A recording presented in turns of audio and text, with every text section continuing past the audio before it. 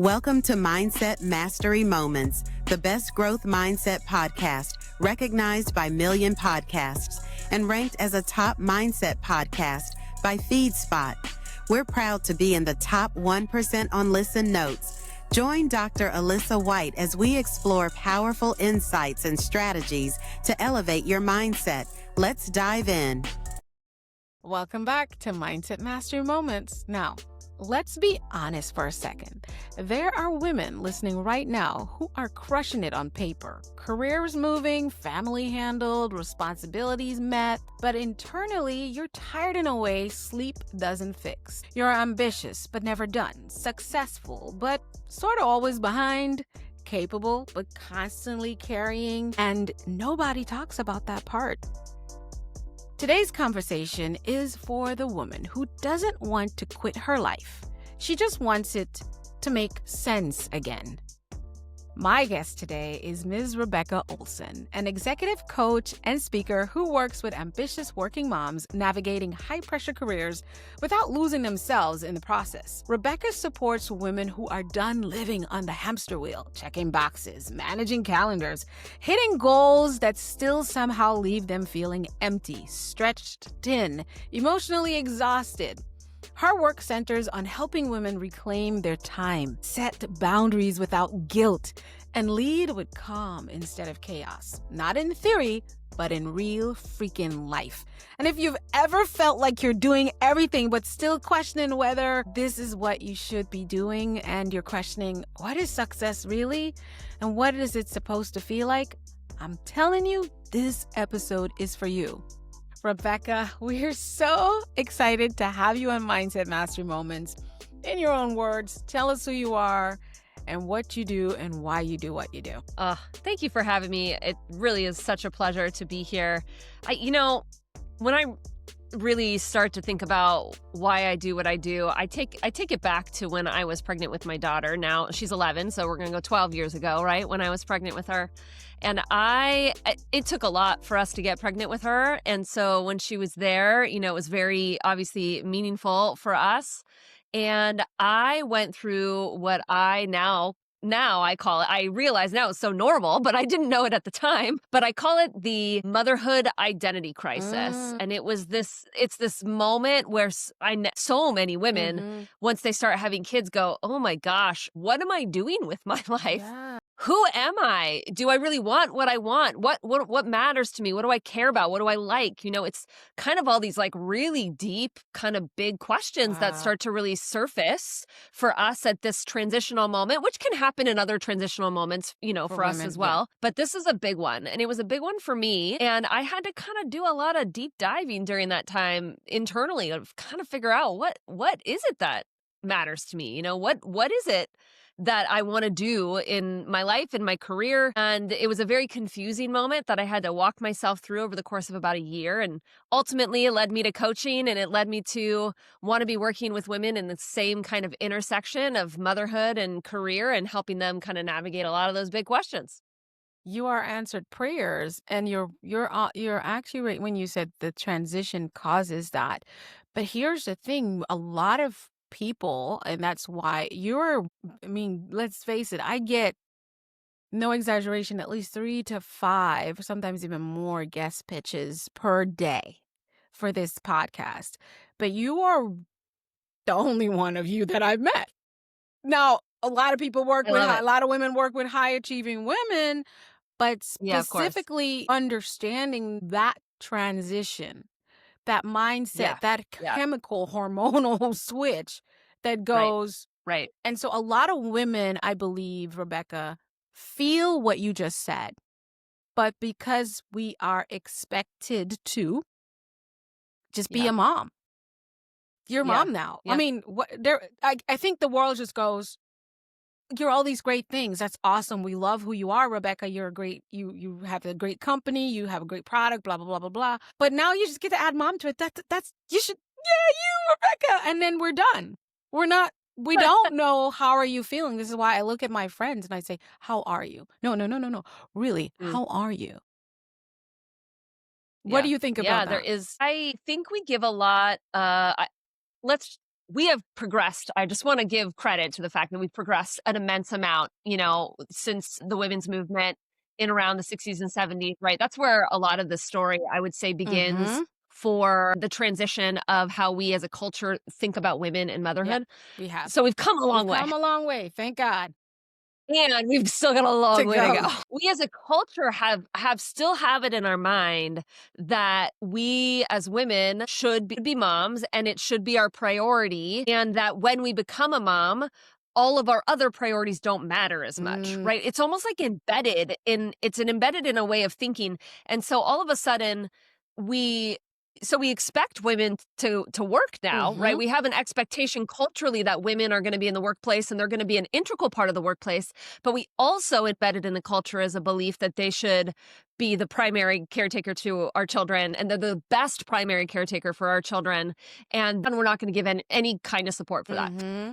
on all sorts of levels. Like it's kind of wild how we are.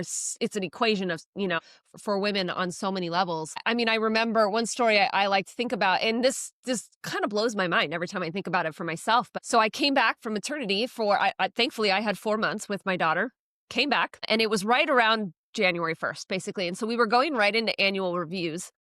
And so I went into my annual review. So now remember, I worked like 8+ months, and then I took 3.5 months off in that year, right? So I went into the annual review, and I was not being given a raise that year. It was the first time in the 6 years I had worked there that they weren't putting me up for a raise. And in my mind, I didn't even question it. I was like, oh yeah, well, I went on maternity leave. I guess you're right. That's just the penalty for going on maternity leave. I didn't even question it. It's been years later that I was like, wait a second, that's not fair. But it was me, it just shows me how much this is just the way it's embedded in the way we think, right? Yep.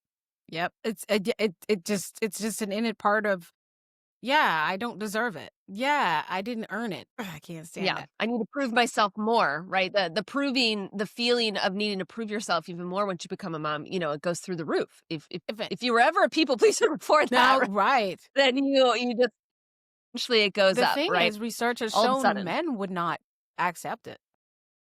They would Right, go and right. be like, hey, I was just wondering why I did not get no. Yeah. And it's funny, Yeah. also, there's a part of society that would not even try it with a man. Oh, no. I mean, actually, what we actually know from statistics is that women, I can't remember the specifics off the top of my head, so I'm kind of making it up, but I'm not going to be that far off in my Right, you numbers, won't. okay? So it's like women go down, I want to say it's like 8% in salary, something along those lines. Man, I'm going to get this wrong, but it goes down per child, while men go up something like 3 to 5% every year per child. I mean, so we already have a gap, a gender gap, right? And so it's about 8 cents to the dollar or so right now. So then if you include motherhood in that, goes moms in comparison to women that don't have kids, it's like 23 cents or something like that. It's a big difference, while men just went way up, like our differential went. It's so men are rewarded for being parents. It's like we also as a culture are like, oh, we need to support our men because they're supporting our families. And so we continue to have all of these stories. So we're running on an old that we all have to program. navigate. Yeah, because that's the old way of how the world worked. It would is. make It is. sense. So I feel like you said we've come such a long way. I think we're agreeing that we've come such a long way, but there's so many ways to go, because it's like we've created space, but we haven't created systems for Correct. what we've Correct. fun times. This is what we're here for. But here's the I thing. know. So many high-performing women do feel like they're constantly being pulled in those 10 different directions: work, family, expectations, identity.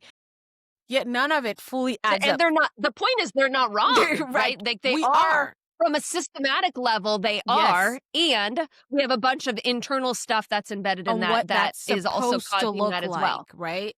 And trying to Absolutely. catch up with Absolutely. it. And so that's where the addition becomes something. All these additions become really just a bag of dissatisfaction. From your work, what's the real internal struggles that women are facing but rarely say out loud? what have you come down to be?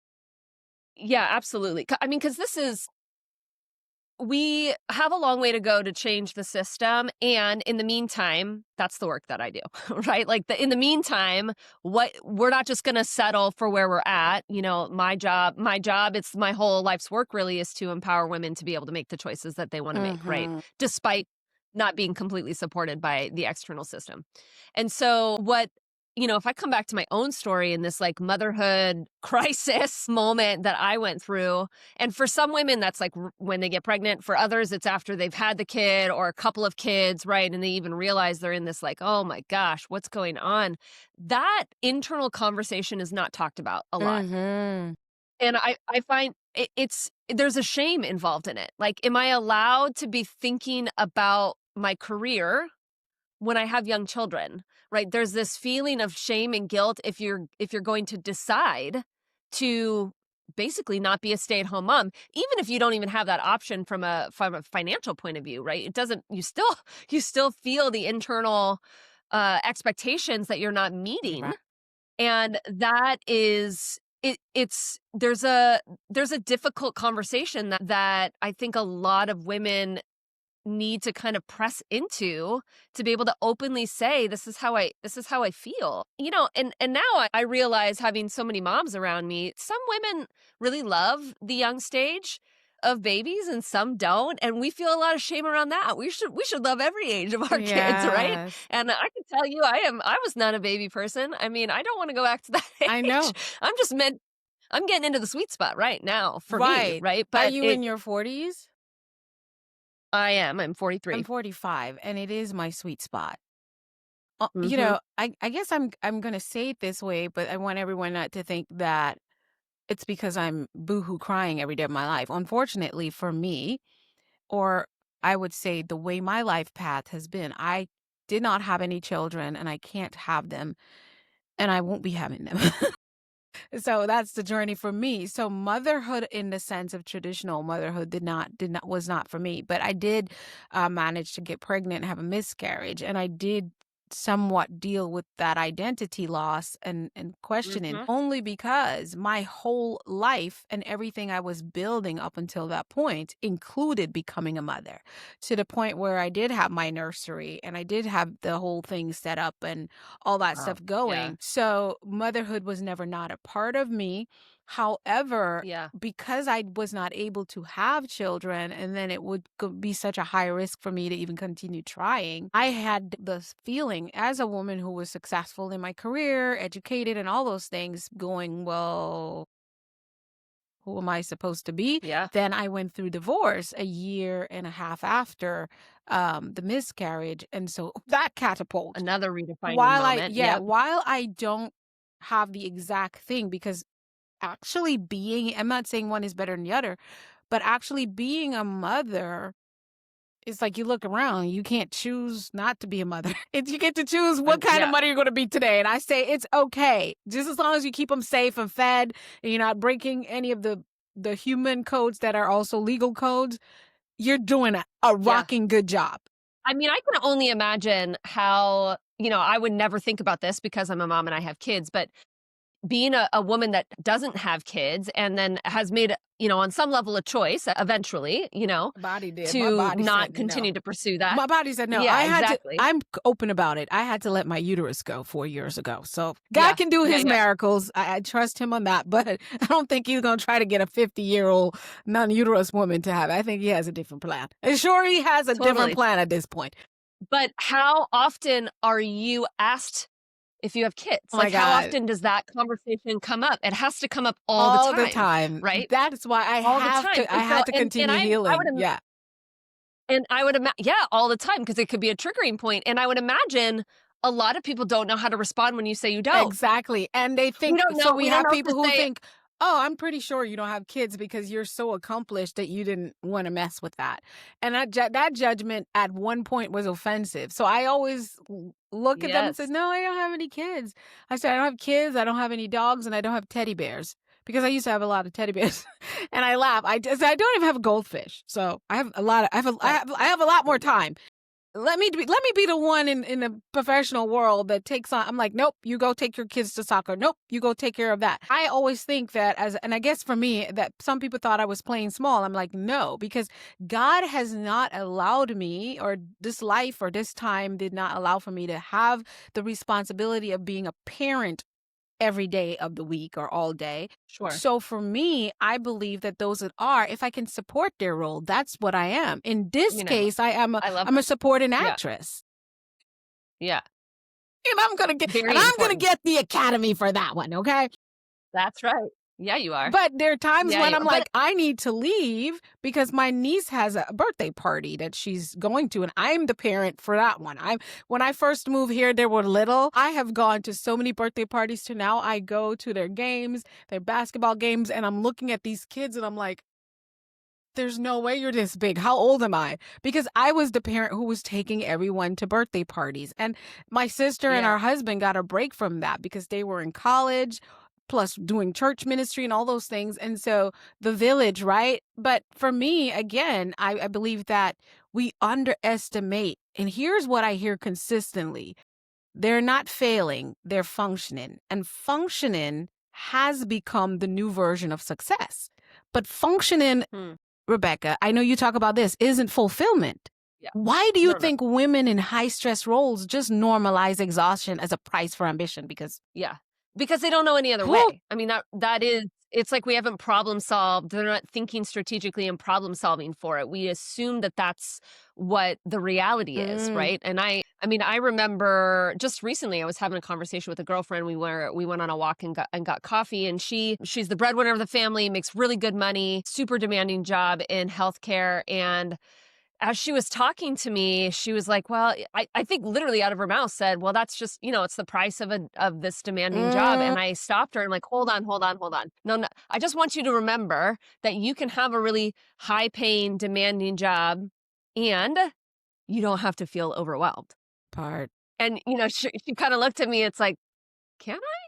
Really? It's like, I have to push into that. I try not to be a coach to my friends, but I have moments when I have to do that, because that's the kind of pushback I have to give my clients. I have to say, because the only other option is to be resigned to an okay, fine life that you're just simply functioning in, but you're not really experiencing joy and presence, and you're missing out and regretting a lot of things. So do you want that?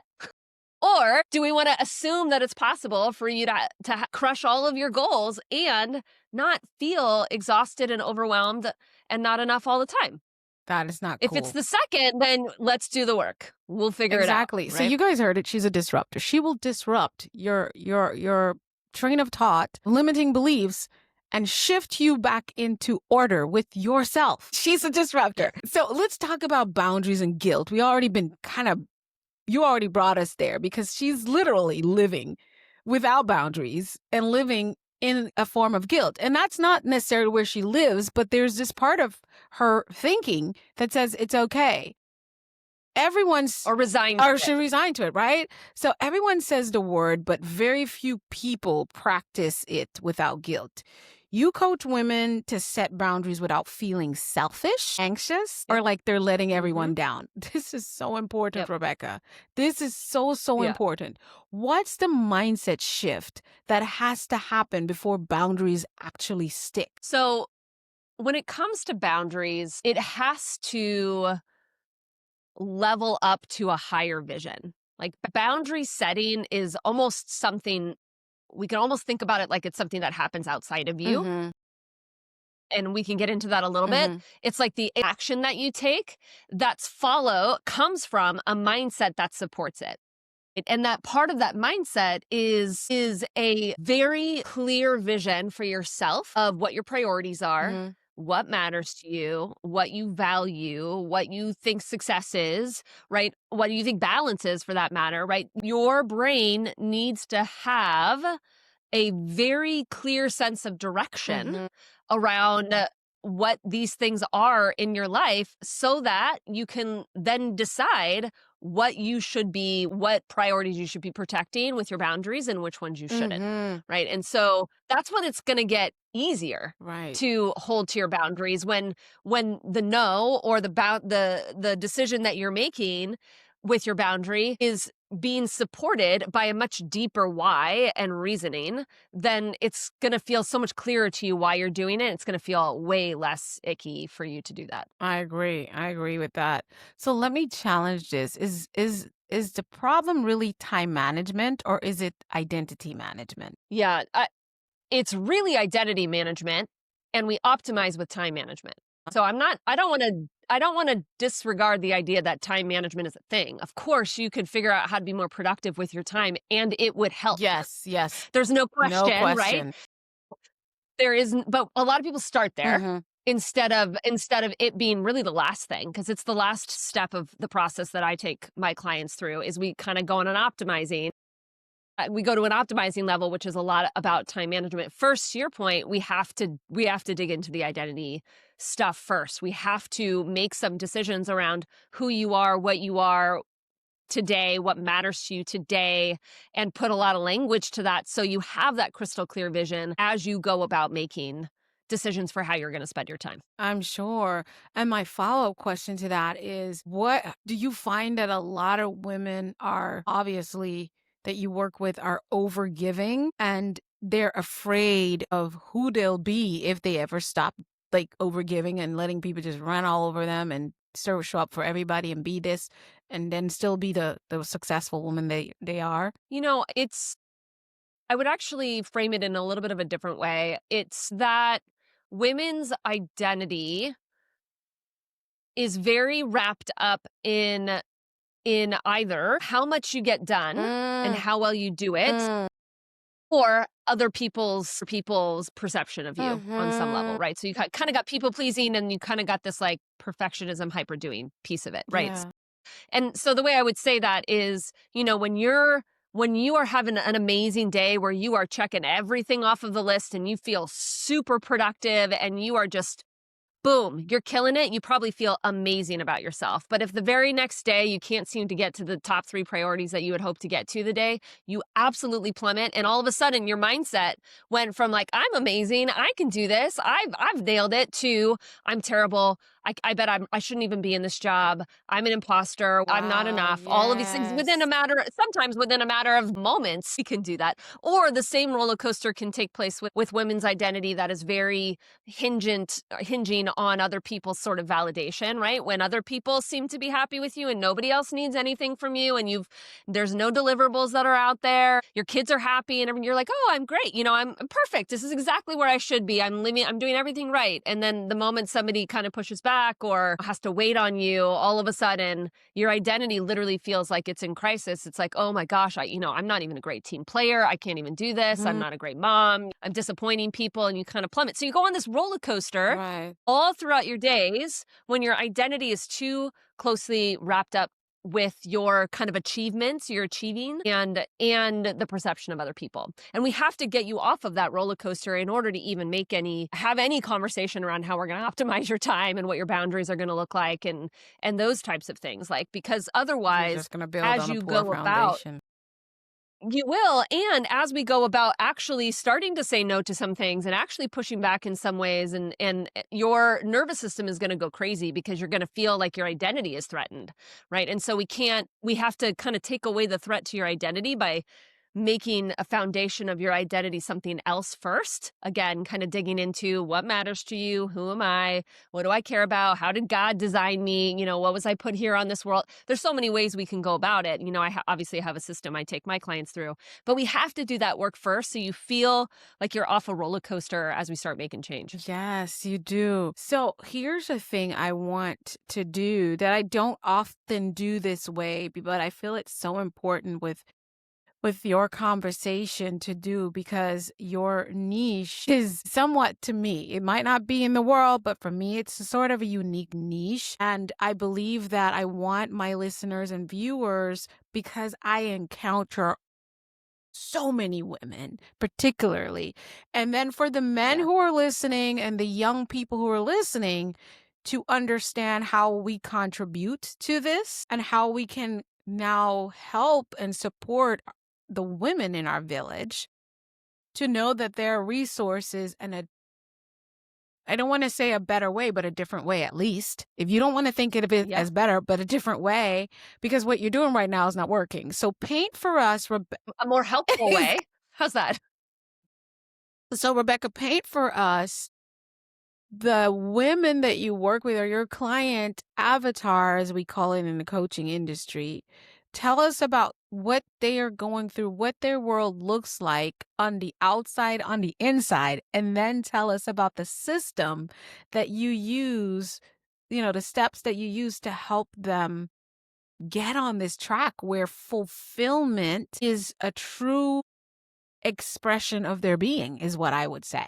Not just Yeah. a destination, a title, a role, but whatever it is they're being in the moment. Because as women, I don't feel like it's ever going to change. We're going to wear multiple hats, Rebecca. We're going to I feel like we're gifted that as the feminine to really be that in the world, but there are limits. So tell us all those things.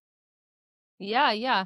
So I would say my kind of ideal client, if you will, my ideal avatar, the women that I really speak to in my podcast, in my coaching world, and my teachings and things like that, are what I would consider ambitious women. And so not everybody resonates with that particular word, but what I mean by that is just career focused, or has been traditionally career focused women that still have outside the home ambitions on some level, still have outside the home goals, and they are feeling like they can't really achieve them either at the level they want to or in the time frame that they want to because of their role as a mom, right? And so there is this feeling of almost being held back by motherhood, and that, again, that's a shameful thought for a lot of women to say, Yeah. right? To say they're feeling held back by their kids.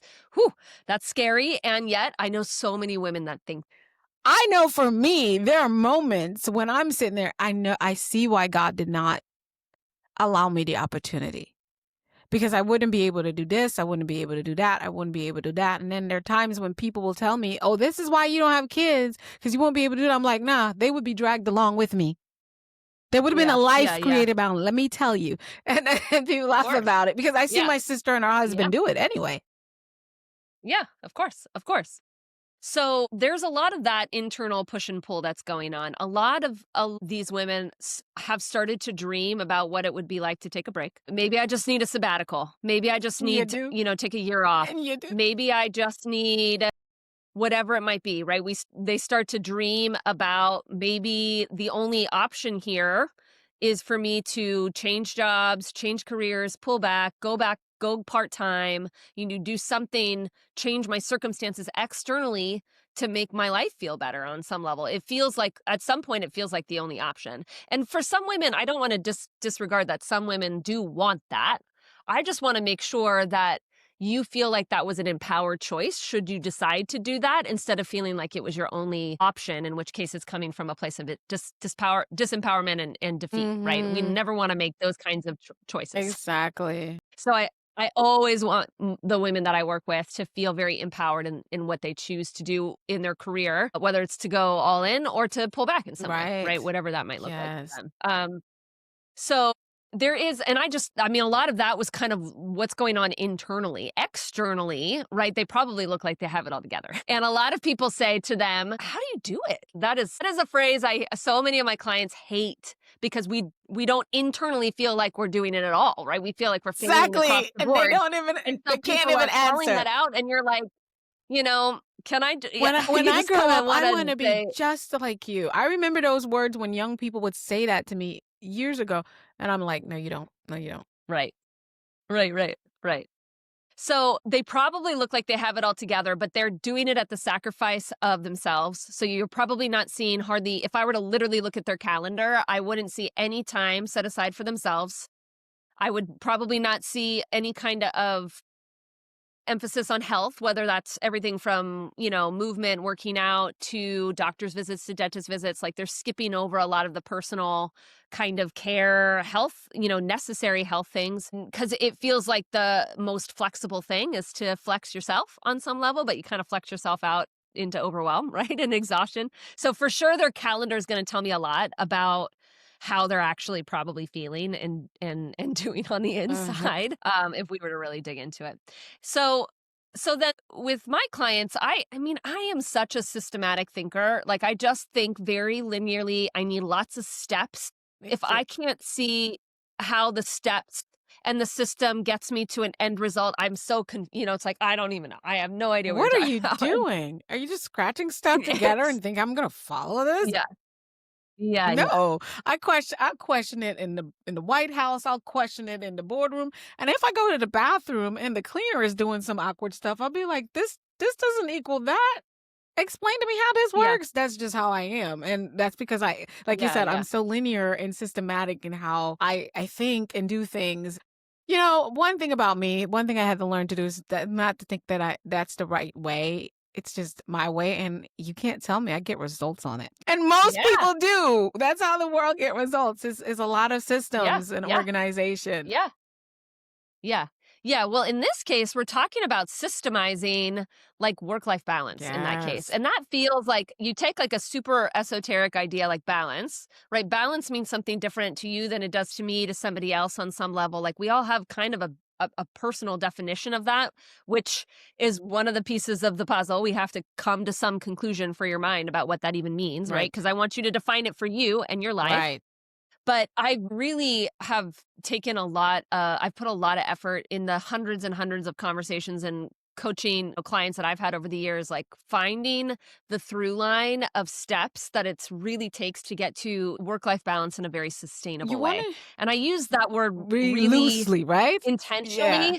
because we can find I work-life like that you said balance for sustainably. a season. Right. I want you to learn how to be able to recreate that no matter what your On the fly, circumstances are, even no when you matter. need to, right? And that's why Yes, a you lot of got it. people would look at my life and how my life is scheduled at this period, and they would be like, you just don't seem to have balance, because of how they perceive balance to be. They And so perceive for it, me, right. I said, the thing about my life, I stopped seeking balance because I am by fault a scale and weight type person. It has to be balanced. I'm big on Mhm, equity. mhm. I'm big on, Yeah. equality and all those words. That means balance. I was born under the sign Libra. So I guess that has something to do with it. But for me, I've used the words harmony the last couple of years. Mhm, Why mhm. harmony would look like my health, my body, my mind, my spirit, and my soul are in Mm, alignment. And yeah. whatever activities I do throughout my journey, day to day, if I'm pushed off that harmonious field, then I'm more than likely stepping outside of balance for me. Because sometimes my Yeah. word for what balance looks like today is different for tomorrow. So for me, Sure. I sit and I'm like, okay, if you're inviting me to come speak over here, or you're inviting me to go do this event, or I'm even getting paid for something, it doesn't matter, free, Mhm. paid, family or not, is I feel anxious thinking about saying yes, then it's a no. It's a no Yeah, yeah. to that situation, but it's a yes to me because I already had planned. It's going to interrupt my ability to get my 45-minute workout in today and then flowing into what I need to take care of. If I think because I have an hour window, I can sneak in this phone call, it makes me feel dysregulated. So it's Yeah. throwing off my harmony in my life where I'm at peace to do what it is that I'm going to do for today. So it's a yes to me and a no to them. And so that's how I Yeah. figured a harmony is. And I want you to comment on that because a lot of women literally, and I love how you use the word sustainable balance, because a lot of us women now, when we're working on better systems to bring more to ourselves and make sure we are in center with ourselves before we serve, we end up now getting confused about, I'm still don't have work-life balance. Now, for me, I have my non-negotiables in my day. I've got to have my darn 8 hours of sleep. I've got to have my workout. I've got to have plenty of water. I've got to have time to just goof around. When I say goof around, I mean not necessarily think about nothing. Those are my non-negotiables in there. Yeah. I've got to have plenty of laughs, Mhm. Mm. Love and that. those are non-negotiables. And then Yeah. there's all the Yeah. other I things love it. I must do to keep building and becoming the woman, the servant leader that I've committed to be. And then everything else gets to figure it out. Good luck. But some days you're not welcome. Yeah. So Yeah. that's my I way. love Yeah. that. So that's my way of creating So harmony in good. my life. And sometimes there are more non-negotiables, but those are my baselines. They got to happen. Yeah. And if they're not happening, I'm Yeah. not Yeah. happy. So what is interesting about the way you're describing this, yes, you are describing some things that you do, right? And some of the things that you prioritize. And however, you're also describing an internal experience of harmony and balance, right? And so the way I like to see this with people a lot, and I start whenever I give a workshop, and I like on work-life balance, I give them a lot to companies, to like community groups, ERGs, things like that. So sometimes I'll start with like, let's talk about balance for a minute. Like, what do you think it is? And so I'll start getting ideas, and I start hearing some of the things that you're talking about. It's like priorities, and it's making sure you're prioritizing your health. I start hearing all these things. And so then I get to the point where I said, but what is balance really? When we get down to the heart of it, what do we talk about? What do we really mean when we talk about balance? What are we chasing? We're chasing a feeling. We're chasing an emotional experience within our life. We even say it. I want to feel balanced. I don't want to do balanced things. I want to feel balanced. I want my internal experience of my life to feel a certain way, right? And if we start using other words to describe that, harmony could be one, calm could be another one, present could be another one, aligned. Yeah, there's some of these other kind of outlier words that we might use to describe the internal experience, but that's what we're all chasing when we talk about work-life balance. Yes. And so it's like it flips things though when we talk about it in that way, because now we're not chasing a perfect schedule. We're chasing something that's happening on the inside, and transformation that happens on the inside doesn't happen externally, it happens internally. And it's sustainable, as you said. You said it's sustainable. Yes, exactly. That's so Exactly. Because we powerful. always have control on what's going on internally, right? We have the most control, at least, over our internal experience Yes. than we ever have control over our external experience, because there's just too many factors we can never control in terms of other people or schedules or things that come at us. We don't get to control that, but we do get to control how we feel about it. And we do get to control how we respond to it and what we think about it and our perspective of it and how it aligns with things, right? We always have that level of control. And so, yes, while we do want to create new habits and systems and prioritize things differently and delegate more and do some of these things that we all kind of know we sort of need to do in a balanced life, we also need to be very intentional about how we're creating an internal experience in our life as well. I love that you say what you're basically saying. Yes, you can build all of this, but understand the why. What is the internal destination? Not the final destination, the internal destination.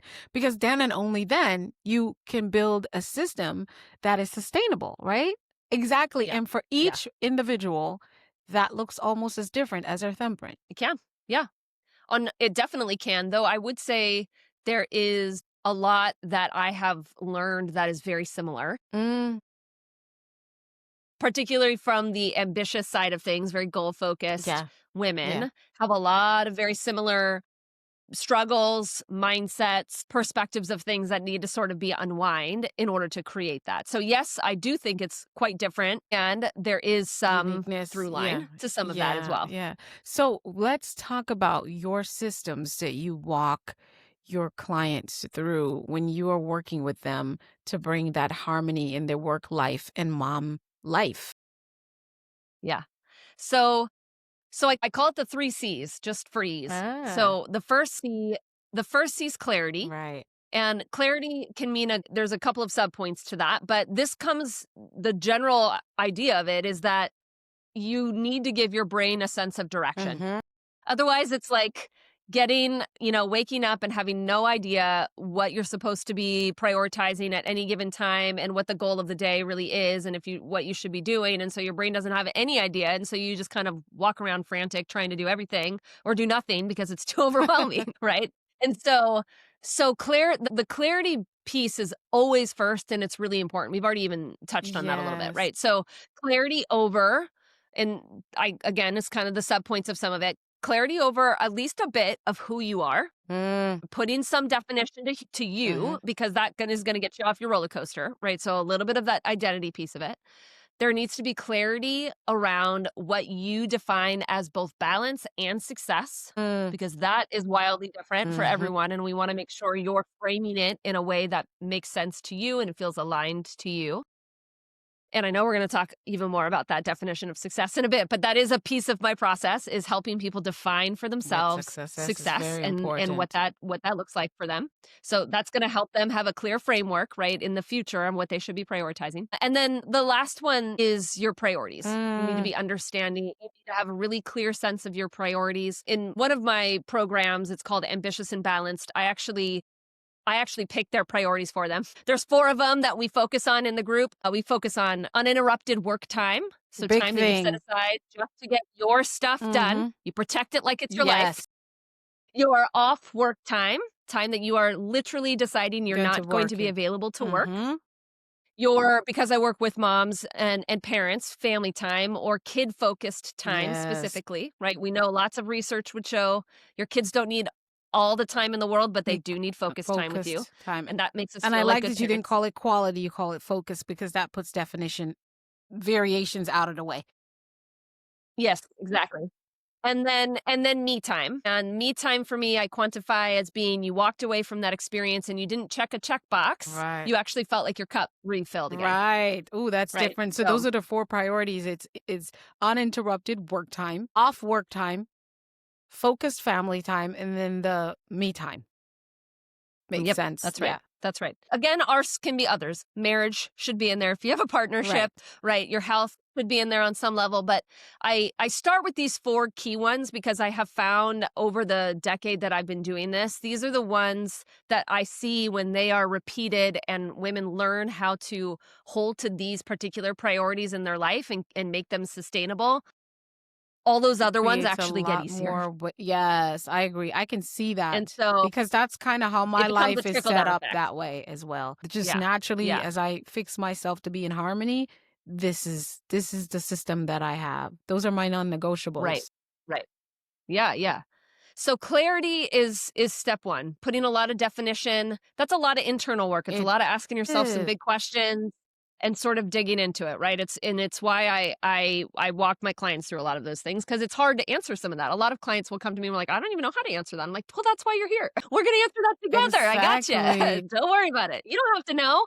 I'm going to walk you through that process. So step 2 is the second C is confidence. And the way I describe confidence in this case is building an inner cheerleader inside of you. I love it. So that's how I like to think about confidence. I like to think that you have an internal voice that is supporting you, that is cheering you on, that is reminding you of your potential and your possibilities, that is focused on how you are doing things right instead of hyper-focused on what you're doing wrong.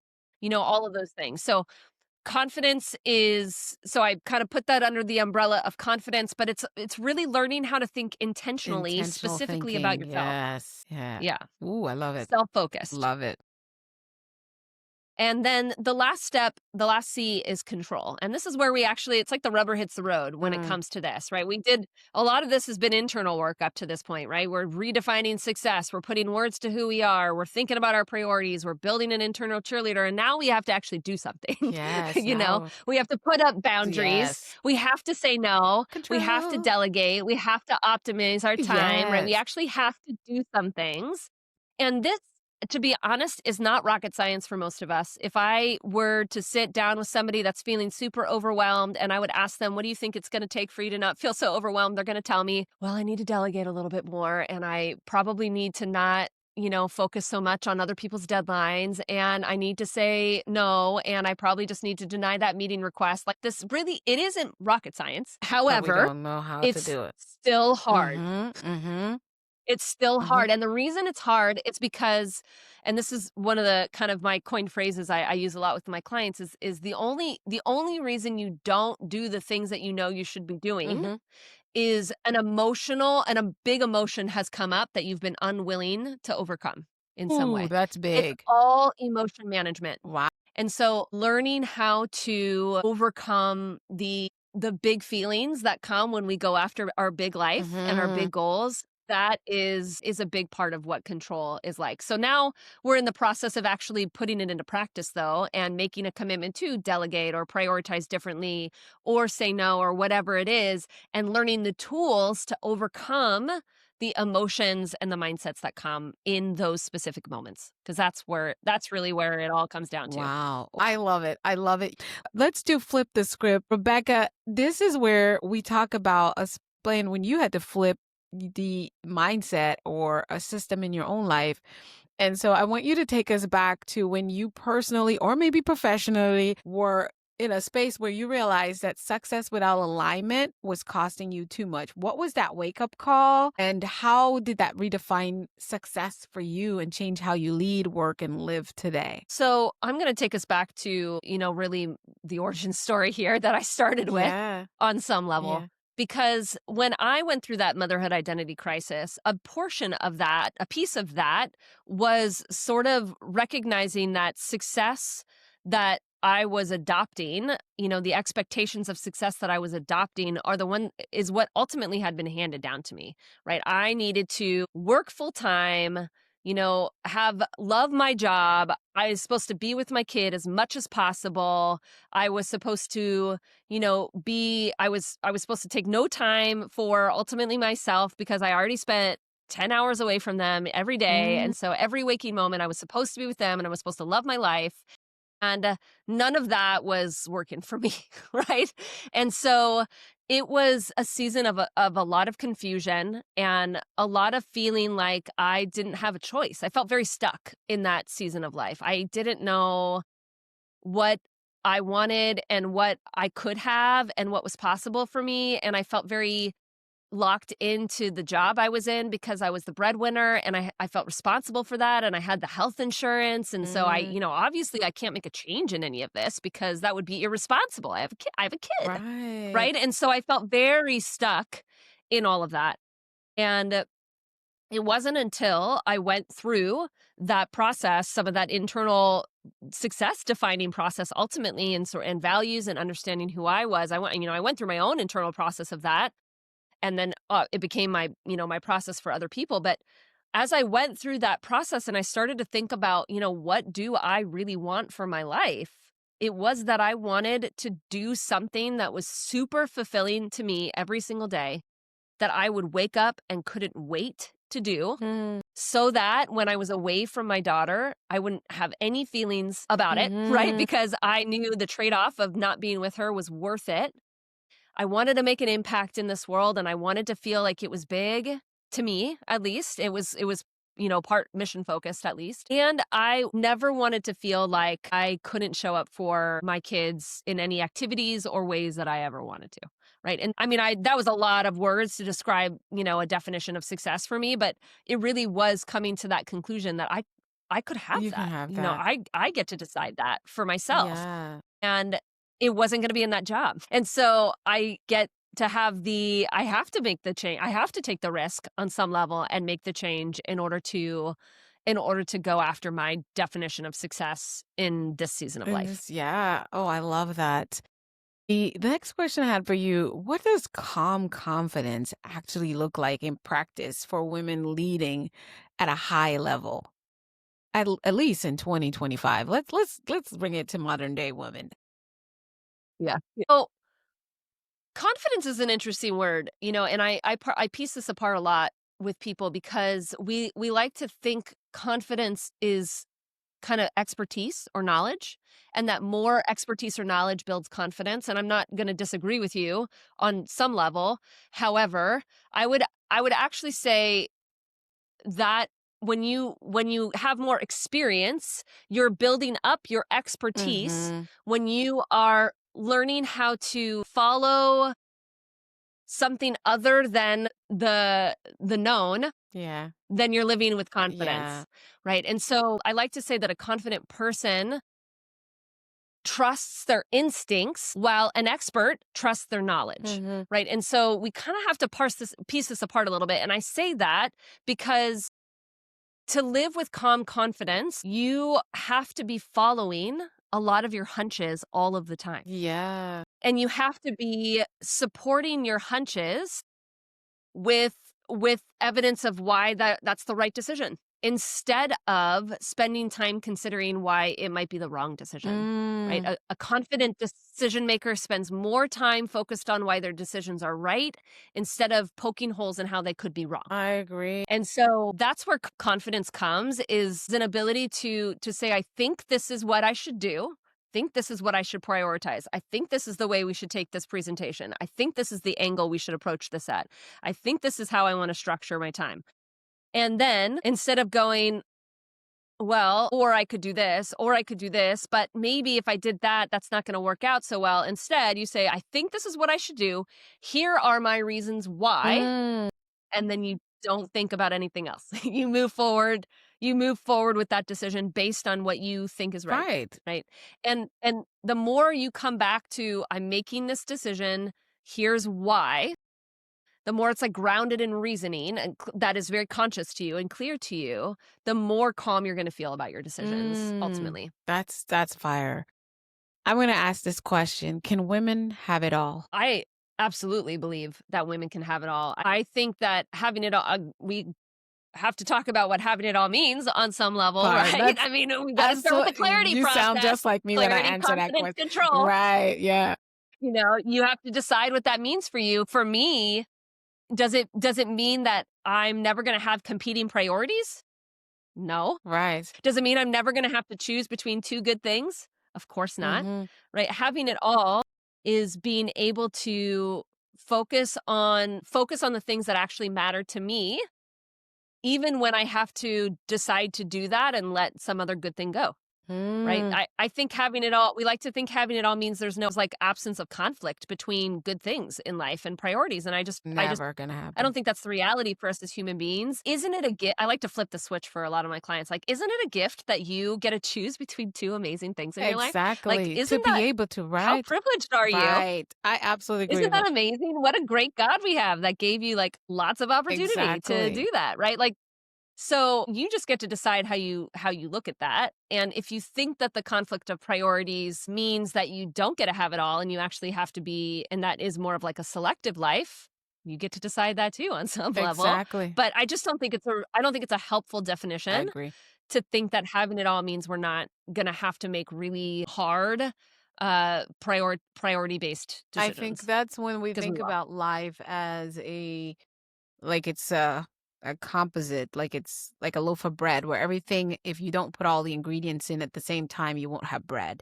That's not how our life is. I think it's more of a linear, it's a journey. So over the course of my life, I can accomplish all the things that I desire to accomplish. Just, I think my definition when I say, can we have it? Yes, we can. I believe my thing would say, we're not able to have it all at the same time and still be in harmony with ourselves. There are times you're going to be choosing, I'm this, and sometimes life chooses for you. Maybe for those first 3 years, your biggest wins are going to come from being a mother. And then secondarily, it's being a wife, and then being a great boss at your job. And maybe you can't do all those three at the same time. So you're like, you know what? I'm taking a different position. I'm going to run a consulting firm while I raise my daughter until she's 5 and be a great wife. And that's fine. But you're just, whatever you do, you're still in alignment and you feel in harmony and you feel at peace or whatever that emotion is like you talked about with yourself. And that's it. Yeah. It's not on anyone else's terms. That's having it all life. Yes. Yeah. I think we get into confusion when we want to have it all based on what the outside of us determines all should be or maybe could be for us. And I think that's when we have issues because we're trying to chase something that is outside of us that's created a standard or a blueprint that is not our own. I feel that's when having it all becomes elusive or more of a death by trial and error sort of deal. Right. Yeah. Right. Or there's a massive cost to it in terms of your health or sleep deprivation or exhaustion or risk of stroke goes up like 33% for those that are in a constant state of overwhelm. Like it's a massive. Sure, you want to do all those things and shorten your life. Have it all. You can do that That's if a you want. choice. It's a choice. I just want you to love your reasons for that choice and make it super And be consciously. comfortable But with it. that if that's how you want to live, I mean, that's again, you can choose to do that. There's just often consequence associated to that. I talk a lot to my clients when we're talking about priorities. I think in order to have like a life where you feel really successful and you feel like you're living, sustainably balanced, it's going to be a ruthlessly edited life. It's Yeah. going to be a life where you're all into a few things that matter to you and you've let the rest go. You've let it go. That's what's going to be required in order for you to have that kind of life. And we could see, examples of that across anyone that we would culturally talk about as being successful, right? They have ruthlessly edited their life down to a few things that they went all in for and became successful at. And that's what they did. And so that's what it takes. That's what it takes. So now Mindset Bites to go, Rebecca. This is where I want to give you the floor, about 90 seconds. I step away from the microphone and the camera. And your question today is, what's one truth every ambitious working mom needs to hear right now? If you had to leave them with these words, what would you say? Here you go. You don't have to choose. You can have a career that you absolutely love, that you are designed to be in, that you put effort to build, and you can be the present, amazing mom that you also want to be. It is when you take away the conflict between career and family and believe that these things actually support each other and there's a path forward where both feel successful at the same time, then you are going to have that all in life that we all crave. That's where you're going to not get to your kids' high school graduation and regret decisions that you made, either to go all into your career or to pull back in it. I never want you to ever feel like you made decisions that you wish you wouldn't have made. And the path forward there is first deciding that you can have all of the things that you want and to not feel limited or held back by our culture, by what you think is your capacity, by your family systems, by anything ultimately, right? Success lies within you and your potential, and it's never outside of you. It's the most helpful belief to live by. I love it. I love it, love it, love it. Oh my goodness. I have to play that again because that even spoke to me. I have to ask you because you have brought something along with you. It's called a daily kickstart. Simple morning practice designed to help women stay ahead of stress and overwhelm. So can you tell us a little bit more about that? I would love to. So this is a practice that really comes along with my second C of confidence, building your inner cheerleader, right? So remember the way I described that was that you have to have an internal voice that's very supportive of you. And that is not how our brains are designed. Right. Our brains are not designed to be super supportive of us. They're designed for safety. They're designed for survival. They're designed to point out failure and not enoughness. So this practice is a way to start learning how to think on purpose, specifically how to think on purpose about yourself. Yes. And so it takes 10 minutes. It consistently is a practice that my clients tell me time and time again. It was probably the most life-changing one that I offer to them as we made it a habit in their life, where you take 10 minutes, you walk through 6 questions where you are basically thinking about, what do I want to believe about myself today? I want to believe I'm enough. I want to believe I'm valuable to my company. I want to believe that I deserve to be here. I want to believe that I am good enough and that I'm doing enough and that I'm a great mom. Choose. What do you want to believe about yourself today? And then the rest of the questions kind of help support you in kind of bolstering that belief. Again, super systematic because that's who I am. It doesn't take you more than 10 minutes. And I promise as you start to do this, even if you just committed to a week, you will see a difference as your brain starts to be able to access those really positive, supportive thoughts throughout your day, not just in those 10 minutes that you spend doing that. That's good stuff. I can't wait to try it. I usually get into this stuff before the episode, but I missed it. But I'm so happy it's a tool that's available. So tell us where we can access it. This really powerful tool to help us get ourselves going. Yes. So the way to get that is to go to www.ambitiousandbalanced.com and then /daily-kickstart. And hopefully you'll have that in the show notes somewhere so that people can find that. It's kind of a long URL. Yes, we have it in the show notes wherever you're listening or watching this episode. And if you're just catching a clip, you can hop on there and go. It's right there. It's on our website too at mindsetmasterymoments.com. We will have the link as well under Rebecca's bio, where you'll see the link. We'll have that link as well for you to download, do that. And then reach out and let her know how it's been affecting positive changes in your world and in your day. Rebecca, what's your favorite way for us to connect with you in addition to that? So I am most active on LinkedIn. Okay. So please do find me there. I am also on Instagram, but LinkedIn is really where I love to be. And so you can look me up there, Rebecca Olson Coaching. You're going to find me. Very well. That's in the description as well. Now, Rebecca, thank you so much for being here. You have brought so much clarity, honesty, and calm to this conversation many women desperately need. I really appreciate you. Thank you so much for having me. It has been such an honor. And here's what I want you to take away with this conversation is that you don't need to do more to be worthy. You don't need to burn out to be successful. And you absolutely don't need permission to build a life that actually supports you. Ambition isn't the enemy. Unexamined ambition actually is. Rebecca, again, we will see you again. I can't wait to do another episode with you. And to our listeners, if this episode spoke to you, don't just nod along. Apply it, share it, visit it, and let Rebecca know. Reach out, send her a DM on LinkedIn that this has meant something to you. Keep mastering your mindset.